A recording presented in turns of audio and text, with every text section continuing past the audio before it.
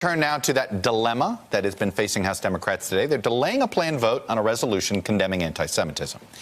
It's not just because they can't agree on the language, although they can't agree on the language, but they also can't agree on whether they should have this vote at all. Multiple people inside the Democrats' closed-door caucus meeting today have told NBC News that tensions were rather high. The resolution began as a response to recent comments from freshman Congresswoman Ilhan Omar of Minnesota that critics called anti-Semitic, including a suggestion that just was an anti-Semitic trope that supporters of Israel have a, quote, allegiance to a foreign country. Some Democrats say any resolution should also include, though, language that condemns anti-Muslim sentiment. Others question whether calling out one of their own is a good strategy at all, especially when Democrats have accused President Trump of even more inflammatory behavior. I'm sure many people in their freshman term have said things they regret. She has apologized. She's accepted responsibility. It's now time to move on. Some members who either repeatedly or individually continue to use anti-Semitic tropes, and I'll give them the benefit of the doubt and say it's unknowing, then apparently we do need to put a resolution on the floor that educates people about how harmful and hurtful anti-Semitism is. For us to go out just because a member said something and put a resolution out, I just don't see the value of that. With me now is Jake Sherman. He's, of course, senior writer over at Politico, co-author of the Politico Playbook, and also an MSNBC political contributor. The panel is also back. Kimberly, Matthew, and Howard. So, Jake, wow, I guess we will not have a resolution this week. Is that pretty much, that looks like that's that at a minimum, they're punting.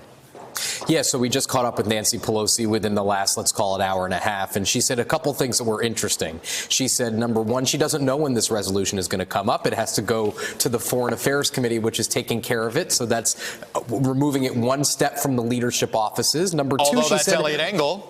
That's Eliot Engel's committee. That's right. That's right. All right. It is Eliot Engel. But number two, Pelosi, who, as you know, Chuck, and as the viewers know, has a very strong grip, generally speaking, on House Democrats, said she doesn't believe what Omar said was intentionally anti-Semitic. So that's a new turn of the screw that Pelosi's giving her kind of what appears to be a little bit more of benefit of the doubt that what she said was either accidental. She didn't get into details. I'm just extrapolating based on what she said. She said it wasn't intentionally anti-Semitic. There are two different issues at play, and kind of a lot of Democrats recognize this. There's legitimate criticism of the Israeli government, which a lot of Democrats and some Republicans even take issue with Netanyahu's government. And then there's widely considered anti-Semitic tropes, like accusing people who support Israel of having dual loyalty, or saying it's all about the Benjamins when talking about Jewish support for lawmakers' support for Israel. So two different issues at play. One thing we could say with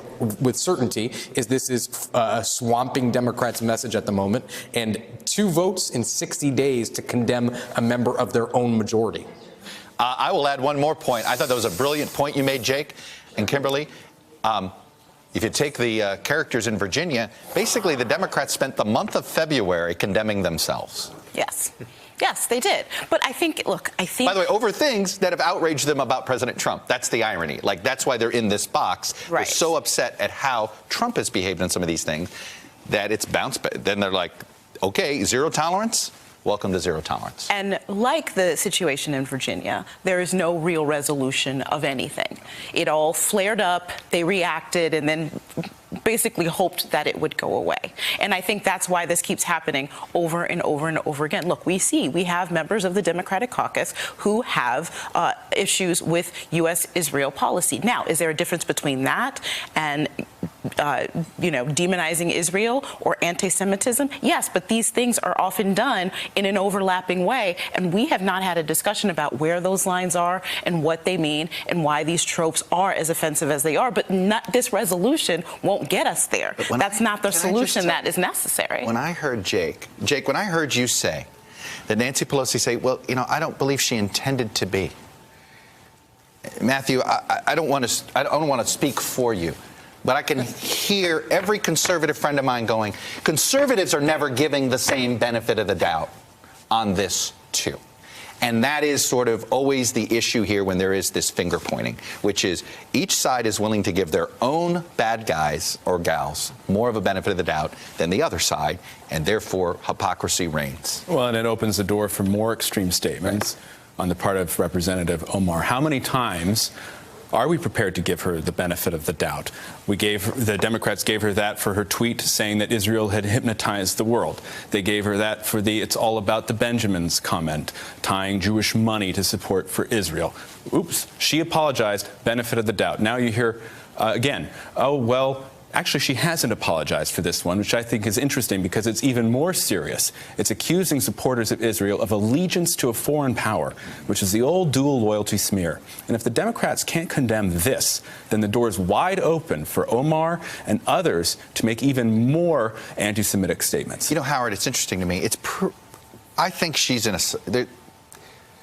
I'm pretty confident she's been in an information silo for a lot of her professional political world life. Whether that's an excuse or not, I think that's a big problem that mainstream Democrats are dealing with. I think whatever her news silo is, it isn't very mainstream. I don't know that she's been in a news silo. I'll just tell you what I saw this morning, which is I was up on the Hill, and a lot of her supporters were out holding a press conference organized, I think, by Linda Sarsour, who's one of the leaders of the group questioning American support for Israel and so forth, and championing the rights of Muslim Americans. And I guess looking at it, well, for one thing, the first thing that impressed me was that they were already declaring victory here, because the original resolution was withdrawn. The second resolution was withdrawn, and it's now being fashioned as a condemnation of all forms of bias and By the way, a lot of these resolutions end up that way. Yeah, and when Steny Hoyer, who's made a real effort, the number 2 in the House side, has made a real effort to reach out to AOC and to others and so forth. I think he's one of the people who helped try to engineer this thing. They're going to come out with eventually some kind of anodyne thing that condemns all forms of